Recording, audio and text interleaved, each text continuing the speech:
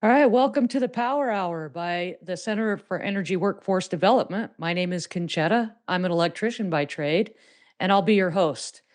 Last time on Power Hour, we learned about what it's like to be a line worker, an electrician, and a painter in the energy industry. Today, we'll be learning about what it's like to be a bricklayer, a crane operator, and an iron worker.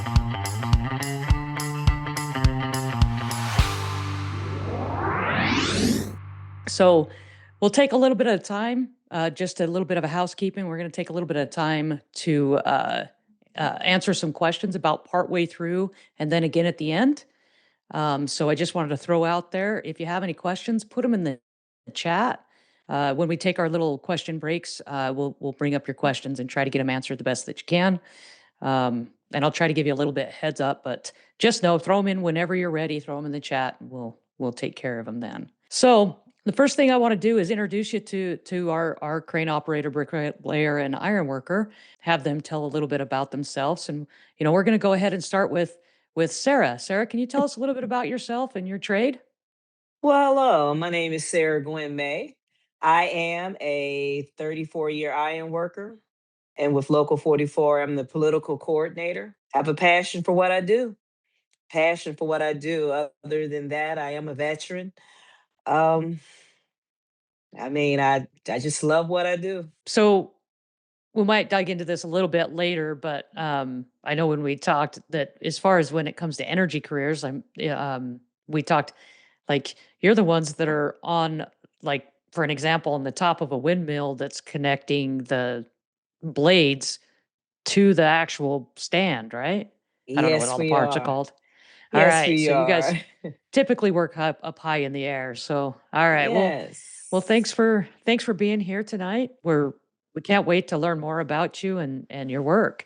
So, Sammy, can you tell us a little bit about you and what your trade is and how did you get your start?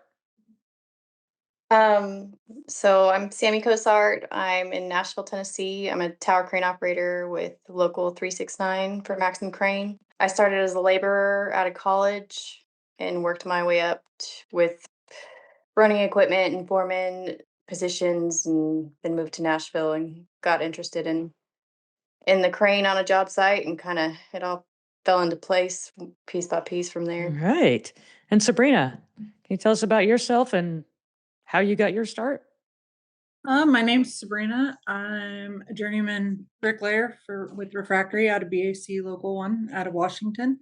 It was about 9 years ago. I had my CNA and my medic certs, and I ended up blowing out my knee and had to have it rebuilt. And I was doing something one day, and one of the kids was asked, "What do your parents do?" They went, "Well, my dad's an iron worker." Well, my mom, she's a mom. Anyways, when I was healing, I got to thinking about what I wanted to do, something that would have benefits and everything else. And then I ended up here.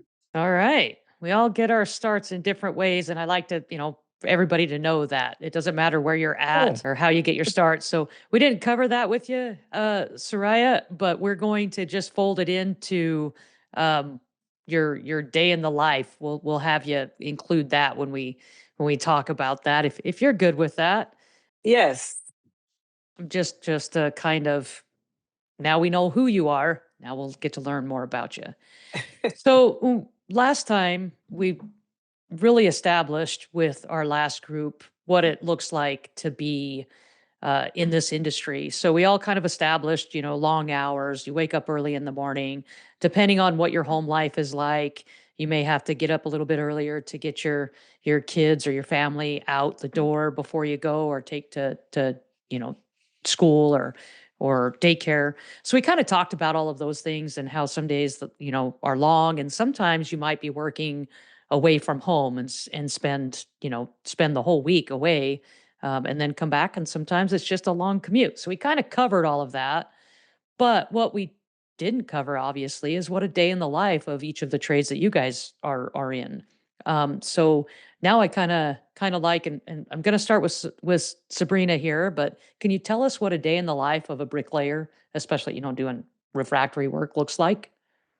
Well, for me, it's a little different because I travel for work. Very rarely do I ever sleep in my own bed when I'm working. Um, But a lot of times we get up, it's get to the plant. And if you're wearing coveralls, you get into those. Then you've got your safety meeting, and then you've got your plant meeting, and then you've got your crew meeting. By the time you get started, you're halfway through the shift. But it's just a lot of the planning to get somewhere. A lot of what we do is the confined spaces. So it's waiting on our permitting, and it's just, I don't know how to explain it in a way that isn't hurry up and wait, but that's kind of a lot of what it is. Yeah. So would you kind of elaborate a little bit on what a confined space is? So a lot of our work is a confined space. So a confined space is pretty much defined as something that's not meant to be like have people in it on a consistent basis. That's the short and sweet of it. So I would say probably about 95% of our work is in a confined space, whether it be a boiler or a kiln, or I mean, you could be in pretty much anything, and very rarely are we not in a confined space. So all the permits and the monitoring and everything we need takes quite a while. And so when we're talking about that, permits and monitoring and all of that, those are all measures that are taken to ensure our safety because we want to go home at the end of the day. Most of us do at some point in time work in confined spaces. Maybe not a crane operator technically but I know as an electrician, I might be working in a manhole or something like that that would also be considered a confined space. But we take all of those meetings and everything is to do those plannings and making sure that your safety measures to protect you are in place. So for those of you out there considering trades, know there is some hurry up and wait. And the more dangers that you might be working around, the more planning goes into keeping you safe. So just that's a great thing. So when Definitely. we're looking at like a kiln and you're um, what is give us what's a kiln and what does it do and why is your work so important to or a furnace or wherever you're Well, because to doing be your completely refractory honest, work? kilns are the one, like, I don't know a lot about kilns. Nope, I've been in them here and there, but they're doesn't need not. to be a kiln, but So explain what a refractory worker does. so what we do is we go into units that usually deal with high heat, high acid, things of that nature. So like at the refineries, we will go into the sulfur units and we'll go into the different vessels there. At a glass plant, we'll redo the melter. We'll do the boilers. So we go into all these different units. So once we get in there, it's usually an inspect. So we usually have our either an inspector that comes in or somebody from our crew. They come in with the fancy dancy little can of paint, and then comes out the chipping gun and the rivet busters, and we got to demo it out. Once all that's done, it's got to be re-inspected, see if we've got a weld, what else has to be done from there, and then it's putting the material back in, and that can be anything from acid tile to acid brick to gunite to ramming plastic. There's a million different types of materials. And what are those materials typically? What are you're putting them in because They protect the metal or the concrete, whatever is in there. They protect the unit itself from the material that is inside or the heat. all right. So if we were to look at like a power generation plant, m- where would we see that? What work would we see there in refractory with the furnace? That's so that would be more ram. Like last time I was at the power plant was in Puerto Rico, and it was a lot of ram and plastic, Ah, and that was fun. But so that's what would go in there, and then you have your acetyl goes inside of like tanks that have liquid. Um, yeah. all right. Very, very interesting. This is another one of those things. Last time we had a painter and on, and just to point out, like everybody, they don't think of a bricklayer being part of you turning on your light switch, right? Mhm. Nobody thinks of those professions, but like with the painter, with the bricklayer, who would have thought that that's part of the process to get power to your home because we all play a part. So when you're in these power plants, you're on the maintenance crew where y'all tearing out patching up, rebuilding, putting back in? I'm typically on a turnaround crew, but yeah, that's usually what we Okay. do. Yeah. Oh, So okay. Y'all call it turnaround. We call it the maintenance crew. Cause that So steel that you're covering and protecting, that's the hoppers that we put in. And y'all come and y'all coat and yep. protect that. Yes, okay. Okay. And a lot of times, like, we'll be at glass plants and they're hot Mm-hmm. because you're doing a repair up on the crown and the melter's still on, you know? So a Mm-hmm. lot of times things we work with are either still on fire or they just turn them off and, well, you feel like a wrestler trying to cut weight. Yes, yes. sometimes a turnaround is also called, a shutdown. It's just a moment where they take a kind of a pause in what's happening in an area so they can perform that maintenance and repairs. That's kind of why you're seeing the maintenance type of work being done and titles. Just for all you folks out there. So, Sarah, why don't you tell us a little bit about how you got your start and what it looks like to be an iron Okay. worker out there? All right. Well, I was fresh out of the Air Force and I was in the gym going to be a bodybuilder. A man came up to me and asked me, "You want to be an iron worker?" So, me, not even knowing what he was talking about, I thought he was asking me that I want to be a professional trainer. I said, "Ooh, yes." So he said, "Here's my card. Come to the Union Hall tonight. We're accepting apprentices." I'm like, I walked into the Union Hall, strange sight of people. I'm thinking, like, all these people want to be trainers. So I sat down. They showed the building of the Golden Gate Bridge, the rising of the Empire State Building.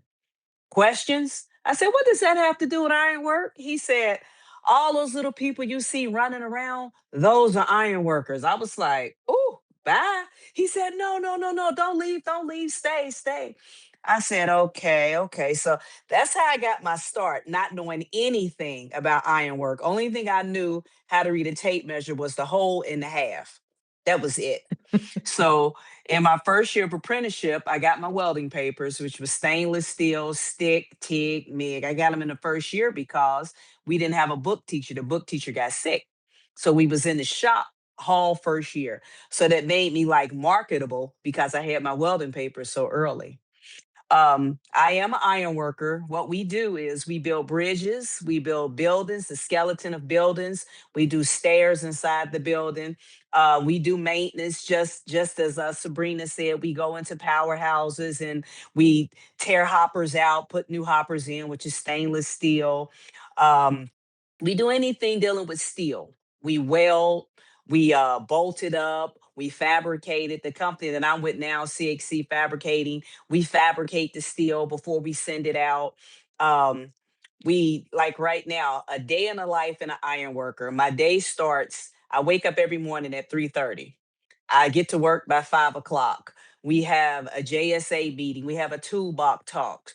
The toolbox talks is what we do to explain what we're going to do that day with everybody that's working with us. Every day is somebody different. Sometimes you have the same people, sometimes different people. You have your toolbox talk, you fill out your JSA, and then instantly you go to work.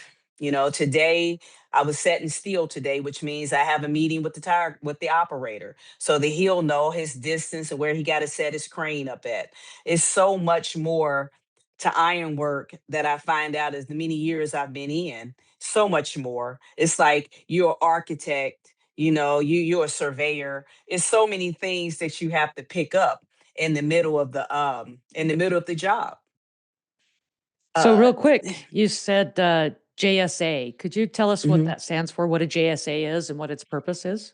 It's a job specific sheet, which is what it is you write on it everything that you have to do.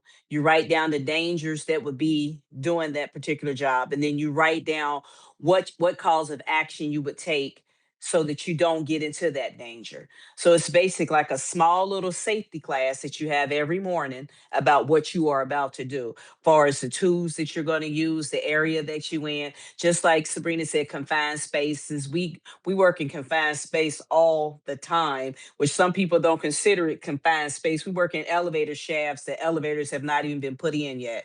We work in stairwells. We work in dungeons. We work in basements. I'm over at a project called Procter and Gamble. We've been at GE. GE is so many levels below.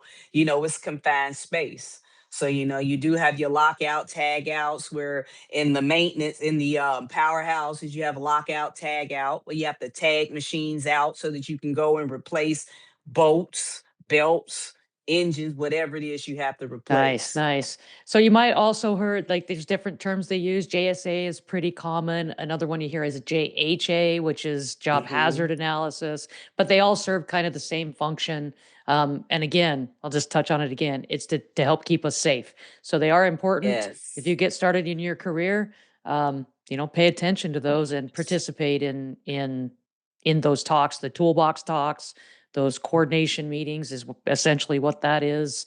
Hmm. And so just be a part of all of that. Um, Right. it'll keep you, Input is, oh, I'm it, sorry. it'll take you home. It'll make sure you get home safe every night. Go Yeah. ahead. Sorry. Input is very important. It's also an opportunity for you as the worker to say what difficulties you had the day before doing what you did or what unsafe environment it is. We have something out there to say, see something, say something, and you have the power to stop the job. If you see something unsafe, you have the power to stop the job. It's really a nice thing to have because you see so many people doing. Every company is not as safe as the company before. So it's a wonderful power to have. Absolutely. Sabrina, did you have something? Well, she was talking about the see something, say something. The thing that I've noticed, and one of my bosses had brought it up a long time ago, so I started paying attention to it.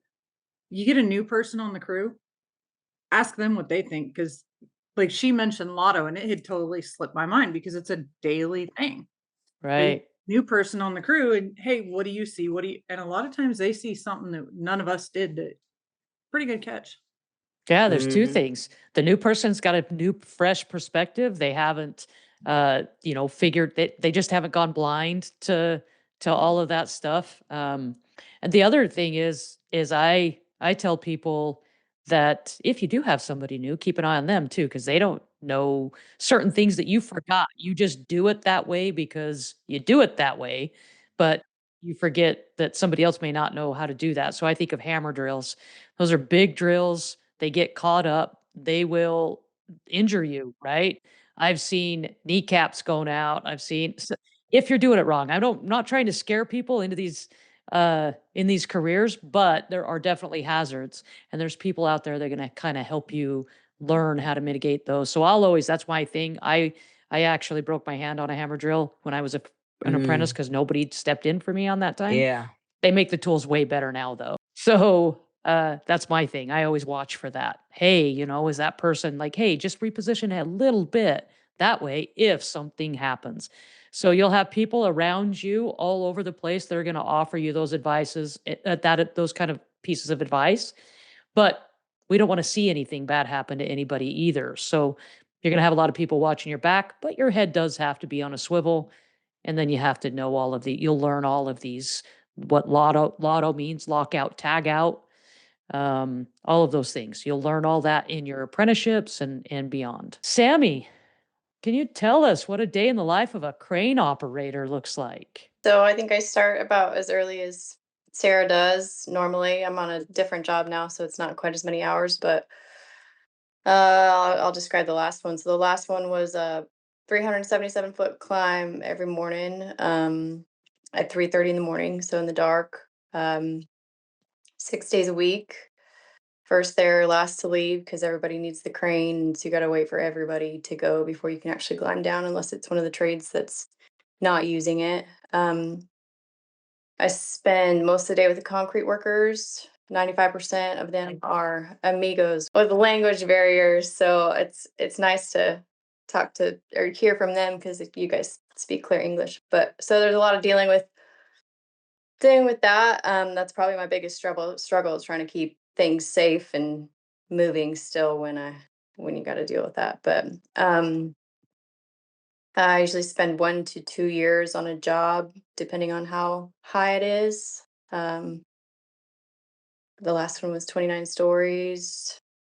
Uh, work a lot of Saturdays, a minimum of 60 hours. Sometimes it's been a lot worse than that, but it's good pay. Um, bills are paid, so yeah.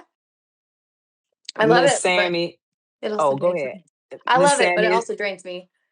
it's so funny that you say that because my husband is a tower crane operator from Maxim, Oh, and he's concrete pouring now, and that's his thing, the language barrier.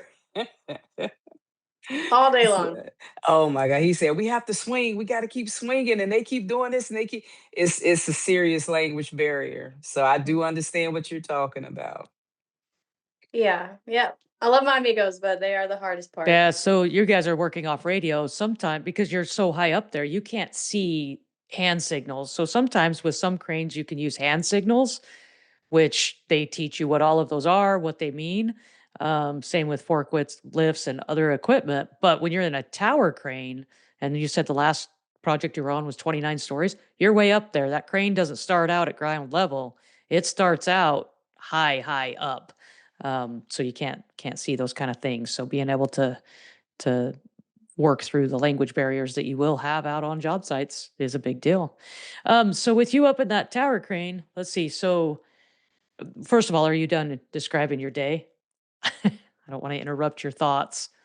Oh, the only thing I was gonna add is I'm alone all day, so that can get to you after a lot of years. She probably knows about her husband coming home and just being really chatty, like really needing somebody to talk to. Yeah. But um, yeah, go ahead with your question. Well, no, I was just thinking about like all the things that what I've noticed, either working with a crane or just watching, so you've got that bird's eye view of everything happening, obviously. Um, but if you're up there all day and you're alone, I just want to say, it's kind of funny. It made me kind of think of some things, and when we talked, as this came out, we're going to talk about it more later on. Um, but there's two things that come in mind. We'll talk about some of them later, but one of them, I just want to say, usually a lot of tradespeople, um, well, a couple things. The only everything that you want to know as a woman is, one, where do I go to the bathroom? If you're climbing, you said 330 something feet in the air every day, you don't want to climb back down every time you have to go to the bathroom. Mhm. So what do you do? We have to pack water up there, so you already have empty bottles and trash. So, and this is the hardest part for people to deal with. So keep this in mind if you are wanting to become a tower crane operator, you can get past that part for the money, it is worth it. You will, and you'll get over it. But funnel in a bottle for me and pack them down every day. And to try to dispose of it before people talk to you on the job site or come up to you. Yeah, so you just pack it all up, pack it all down. Just Yes. So we'll touch on it a little bit more, but I wanted to also say, with Sammy, the other part is that being alone up there all day. Usually on a lot of these other trades, you're interacting with at least one other person, Mhm. because a lot of time we work in pairs. But crane operators, one that's just not that. And well, most of the equipment operators are just kind of locked in this little box all day, right? So when we talked about that, and tradespeople, a lot of us have little, I would call them like side gigs or side hobbies. And Sammy has one that we're gonna highlight a little bit later today. So Sammy is also a singer songwriter. So Oh, she's up writing there songs. thinking about that to help her stay sane. So we're gonna talk about that a little bit later. But I just wanted to throw it out here because we're gonna highlight one of her songs about tradeswomen a little bit later in the webinar. So I'm gonna throw that out there. All right, we're going to take a few questions now. We're about halfway in, and so I want to see what we've got out there. And Tamika G.J. asks, "Good evening, ladies. I am a water treatment operator by trade. How could what I do translate to either of the trades you ladies do? Also, how receptive were the men to y'all working in your respective fields?" So it's a two-part question. So I could you throw in the chat, water treatment operator? Is that I don't know what that is. Does anybody like I have an idea of what it might be, but maybe throw in the chat a little bit more of a description of what that is, because I wouldn't know how to say that is. So I don't know if you're operating equipment in a water treatment plant or what that is. So to answer that part, I'll need a little bit more information. But the second part, on the men? How do they all recept? I know Sarah, do you want to take this one from your viewpoint? We'll kind of bounce around a little Okay, bit. We've all had the same and different experiences. definitely. Well, I must say that I was surprised. There are some men that accept you and some men that don't. And in every job, whether it's construction or office. And when I first got in, I had a group of men who accepted me because I guess I was different. I was different. I wanted to do it. I didn't want anyone to do it for me. I was called a 20 question a day apprentice. I asked 20 questions a day on purpose, so they call me, they go to 20 question apprentice, and by me showing them that I actually wanted to do the job, it made them more acceptable of me. But now I have heard stories of other women, the way that, the men treated them or how they had to tolerate the men. And then the one question about the bathroom is there is no job that I don't go to that my first question in orientation is, do you have a portalette for women? And if they don't, the first thing they say is, no, but we're getting one out. We'll get one out here tomorrow. And then they'll put a lock on it. So that way you'll have your own. And most of the time, I'm the only woman on the job. So I got my own portalette. A lot of men, I think now that I've been in as long as I've been in, I have more respect, and a lot of men in different trades. And a lot of trades know me because I've been around a long time. But I do know that it was a struggle to get where I am. You have to prove yourself, which a lot of people say, I shouldn't have to. Yes, in construction, you have to prove yourself that you are worthy of the position that you have. And once you prove yourself, you have that respect. Yeah, and I think proving yourself is actually true for everybody. So, Yes. but I would say that sometimes women, when they go out there and they know they have to prove themselves, just a word of caution, you have to go out there and you prove yourself, but not to the point of hurting yourself. So No. don't overdo it on your proving Mhm. yourself. It's kind of hard to gauge sometimes where those limits are, but yeah, you want to Yes. go out there and do the work. But if you're going to do something that you feel like if it's too heavy for you to lift, grab a, Get get a help. hand. Yes. So, but yeah, we've all gone through that little moment of proving yourself. And I just remember a moment in time where it was like, hey, I'm going to do everything that everybody does. And I was on a job not too long ago, and my foreman sent a bunch of apprentices down to, we had to hand carry, we had to hand hump the wire reels, some big wire reels up the stairs because the man lift was broke that day. So they sent a bunch of apprentices down to do it, and I thought, well, I went to go grab it, and then I thought, wait a minute, he didn't send them down there because I'm a girl and they needed to do that for me. He sent them down there because he knows I've been in the trade a long time and I've already earned my dues, and these guys they're earning theirs. And it was weird shift in my brain to go from I don't need to prove myself anymore. There's a certain acceptable behavior because of your time in the trade. So sometimes navigating what's happening because you're a woman on the job and what's happening because of your where you're at in your career are hard to navigate.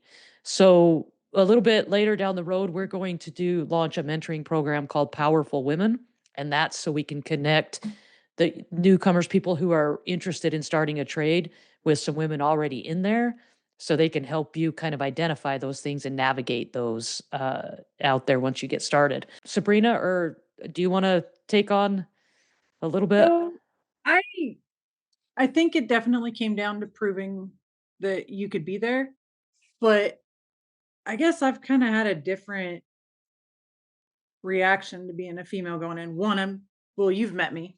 I'm not small by any statute. I'm 6 foot tall and covered in tattoos and have a little bit of an attitude. But, you know, the guys that I work with a phenomenal crew.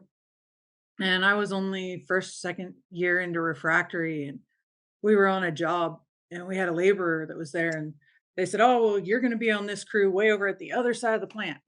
I was like, "Gosh," grab my stuff to go over there. And he's like, "Oh, I'll carry your stuff. I'll carry." No, I'm good. I'm good. He kept insisting. So at the time, who now is one of my absolute favorite brothers, was standing there, and he was one of the foremen, and he goes, "She said no." And he goes, "No, I'll carry it. I'll carry it." So he looks at him and goes, "All right, if you're carrying hers, you can carry mine too." And he looked at me He goes, come on. And we walked to the other side of the plant. And I was talking to him about it maybe a year ago, 6 months maybe. And he was like, I don't even remember that. And I was like, I do. That was a turning point for me because you saw what was happening instead of making it a big deal. You just went, oh, cool. You're the mule. Take it. Let's go. That's a perfect example of things that happen out there. That's great. We're gonna kind of push through a little bit. Do we have another question? Sophia Z asks, "Can you give us more information on how you choose your trade? I can't decide what trade I should be looking at, and don't know how to figure that out." So we probably all have a little bit of advice on this, but Sammy, can you told us like you chose crane operator, but do you want to kind of elaborate a little bit on how you chose that? Yeah. So I knew that I would climb, and I knew that a lot of other people wouldn't. I knew that I kind of had the guts to do it. I just needed a chance, and I think the challenge is what attracted me to that. And knowing that a lack of not a lack of fear, but bravery would help me get through that. But also the money. Um, Tower crane operating is a good way to make money. Good benefits. Hmm. Sabrina? Best comment I ever heard. One of my daughters was interviewing people when we were in DC, and she interviewed a gentleman. She'd remember his name, and I can't. But she said, "What would you say to somebody looking to go in the trades?" And his response was, "Think of everything you enjoy doing, and think about where that could apply, because I will guarantee you there is a trade for that." That is really good. That is really good. Soraya, do you have any words of advice for trying to pick out a trade? It's just like Sabrina was saying, pick your passion. Pick whatever you have a passion for, and you will find a trade for it.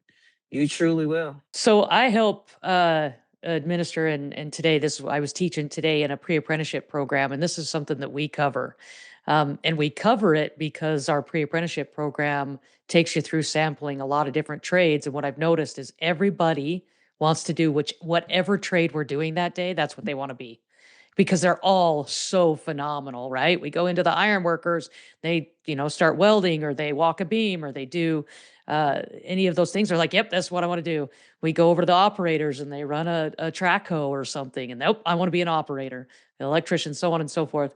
What I tell people is you need to work out, like if you want to be a crane operator because they make good money, but you cannot get over a fear of heights or climbing up that way, it still might not be a good fit. The other thing is, if you can't decide between all of them and you think you could do any of them, figure out one, how do you want to make your money?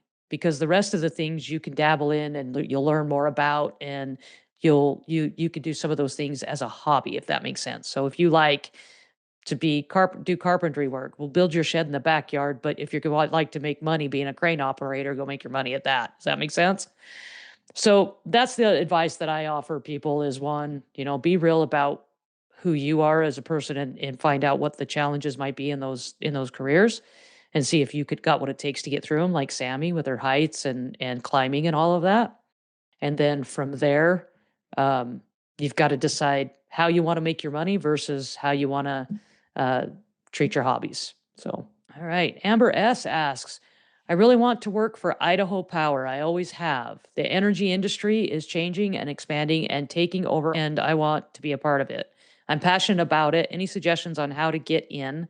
I've applied I think that's actually supposed to be 1,000 times. Well, it depends on what you're applying for. Sometimes maybe if you're applying to be a lineman, have you gone through a pre-apprenticeship program, a lineman pre-apprenticeship program?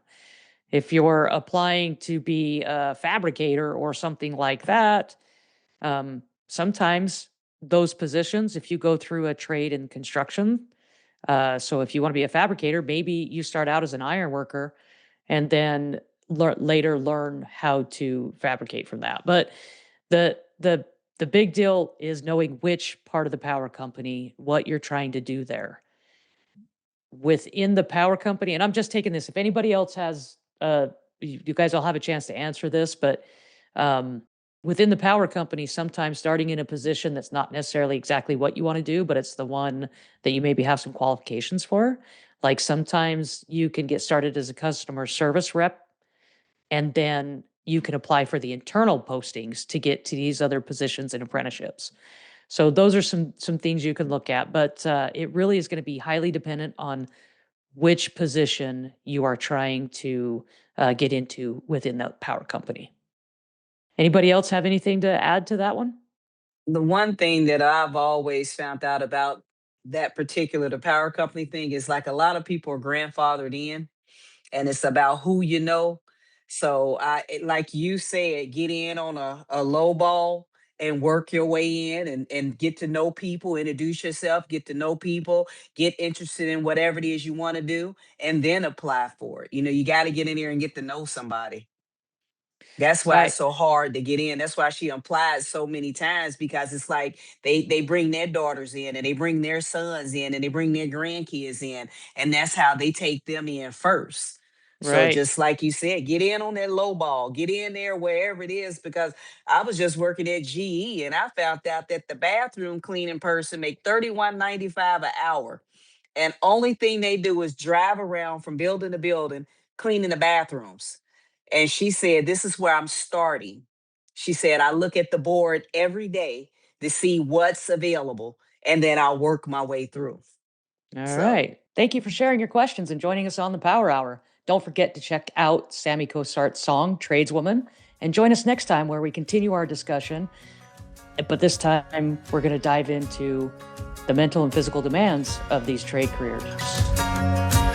She made the dean's list at college graduation. Her papa had to wince when she threw the cap, ditched the gown, and slammed her boots on the ground. Took college July for him to come to, but he finally set out a box of his rusted old tools, even the ones he hadn't taught her to use. Shaking his head, he turned her loose. Would have saved a lot of money if he'd seen that rise of a tradeswoman. Now she clocks onto that job site, dirty boots, swagger, looking ready for a bar fight. 'Cause pretty don't matter with the blue collar grid song. Working on a hard hat payroll, cracking that whip and the comebacks too. Yeah, ponytail swinging 'cause the work ain't through. Yeah, those boys never saw it coming. The rise of a tradeswoman. Thank you for joining Power Hour. Join our live Power Hours at hirepower.org. Share Hire Power with anyone considering energy industry careers. And don't forget to subscribe. You can also listen to Hire Power wherever you get your podcasts, and join us next week for another Power Hour.